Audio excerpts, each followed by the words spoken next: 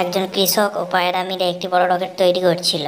কিছুদিন বাদে সেই রকেটটি তৈরি হয়ে যায় এবং পায়রাটাকে পাঠানো হয় ওপরে ঘোরার জন্য, এবং সে পায়রাটা রওনা দেয়। সেখানে গিয়ে পায়রাটি একটি কোদালের সাহায্যে গর্ত খুলে মাটিতে একটি ফলের গাছ লাগায়।